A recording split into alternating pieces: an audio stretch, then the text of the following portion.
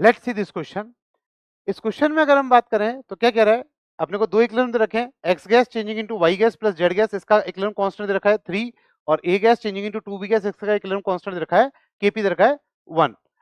If the degree of dissociation and the initial concentration of both reactants x and a gas are equal, ठीक है, मतलब degree of dissociation alpha and initial concentration plus c मान सकते हो, चाहे number of moles मान सकते हो, वो सब क्या है, बराबर है।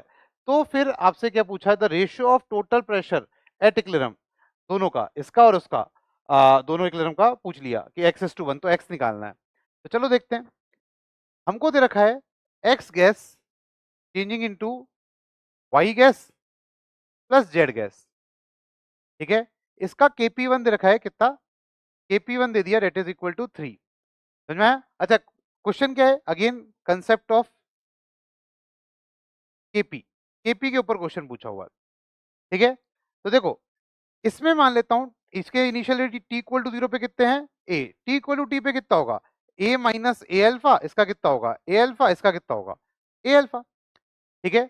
सिमिलरली अगर मैं इसमें बात करूं, दूसरे इक्विलिब्रियम में बात करूं, तो ए गैस चेंजिंग इनटू कितना होगा, ये होगा 2b गैस, ठीक है। इसका केपी दे रखा है Kp2 डेट इज 1। इसका भी टी इक्वल टू 0 पे कॉन्सेंट्रेशन कितना मान लेता हूं, a, t equal to t equilibrium में कितना होगा ए माइनस ए अल्फा, इसका भी कितना होगा 2a अल्फा, ठीक है। अब देखो, यहाँ पे अगर मैं इसका Kp1 लिखूं तो Kp1 कितना होगा, partial pressure of y into partial pressure of z upon partial pressure of x, ठीक है। और यहाँ पे अगर मैं Kp2 लिखूं तो Kp2 कितना होगा, पार्शियल प्रेशर ऑफ b का square upon partial pressure of a, ठीक है। अब मान लेता हूं इसका टोटल प्रेशर कितना है, इसका टोटल प्रेशर है P1, और इसका टोटल प्रेशर कितना है P2, ये टोटल प्रेशर अपने को गिवन है। P1 P2 क्या है, टोटल प्रेशर। अब देखो Kp1 कितना होगा, अगर Kp1 देखें तो Kp1 होगा डेट इज Py, Py क्या है, पार्शियल प्रेशर ऑफ y, तो ये कैसे निकालोगे, मोल फ्रैक्शन, मतलब इसके मोल्स अपॉन टोटल मोल्स, तो कितना हो जाएगा a plus a alpha into total pressure कितना है P1। ऐसे ही इसका कितना होगा ए alpha upon A plus a alpha into P1 upon, ये इधर कितना आएगा ए minus a alpha upon A plus a alpha into P1, ठीक है। ये हो गया अपना Kp1। सिमिलरली अगर अपन Kp2 लिखे तो Kp2 कितना होगा, जो Kp2 लिखोगे तो Kp2 आएगा बी का प्रेशर, तो that is 2a alpha upon a plus a alpha into P2 का स्क्वायर अपॉन, इधर कितना आएगा a minus a alpha upon a plus a alpha into P2, ठीक है, यही आएगा मोल्स अपॉन टोटल मोल्स। समझ में आया? अब दोनों का रेशियो निकाल लेते हैं, एक काम करते हैं, तो एक दोनों को डिवाइड कर देते हैं, तो यहां से कितना आएगा Kp1 अपॉन Kp2, तो Kp1 अपॉन Kp2, Kp1 कितना था, तो नोटिस करोगे Kp1 कितना था, देखो यहां से ए से ए खत्म, ए से ए से ए खत्म, ए से ए से ए खत्म, ठीक है, सब जगह से ए खत्म हो जाएगा, तो इसलिए उससे कोई फर्क नहीं पड़ने वाला है। अब बचेगा कितना, alpha upon 1 plus alpha into P1, alpha upon 1 plus alpha into P1, और 1 minus alpha 1 plus alpha into P1।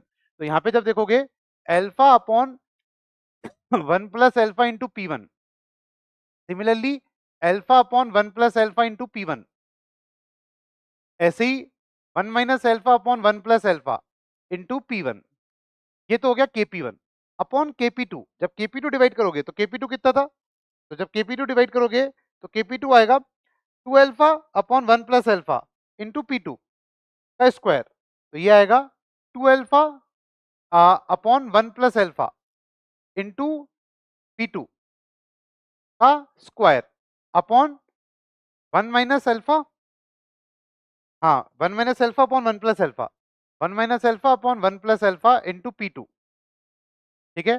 तो ये एक साथ है, ये एक साथ है, ठीक है। तो चलो देखो, 1 प्लस अल्फा से 1 प्लस अल्फा खत्म, पहले तो बहुत बढ़िया, इधर भी सेम 1 प्लस अल्फा से एक 1 प्लस अल्फा खत्म हो जाएगा, ठीक है।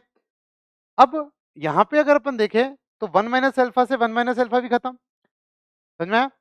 अब बचेगा क्या, अब बचेगा ऊपर देखोगे तो अल्फा स्क्वायर, यहां से कितना बचेगा, that is alpha square into, अच्छा P1 से एक P1 खत्म इंटू P1 अपॉन, कितना बचेगा 1 प्लस एल्फा अपॉन, इधर देखोगे तो कितना होगा 2 का square 4 into alpha square upon, देखो 1 प्लस एल्फा से जो है एक तो कट गया, एक बचेगा 1 plus alpha, 1 minus alpha cut चुका था, इंटू देखो एक P2 से तो P2 खत्म हो जाएगा, एक P2 बच जाएगा, ये P2 बच गया। तो जब आप नोटिस करोगे एल्फा 1 प्लस एल्फा भी खत्म, एल्फा स्क्वायर से एल्फा स्क्वायर भी खत्म, तो ये कितना बचेगा P1 by P2 into 4 and that is equal to KP1 by KP2, KP1 कितना है 3 और KP2 कितना है 1, तो यहां से P1 बाय P2 जो आएगा वो हो जाएगा 4 into 3 by 1 that is 12 by 1, ठीक है, and that is equal to x is to 1, तो यहां से x कितना हो जाएगा x इक्वल टू 12, और यही अपना क्या है, यही अपना आंसर है। ठीक है, थैंक यू।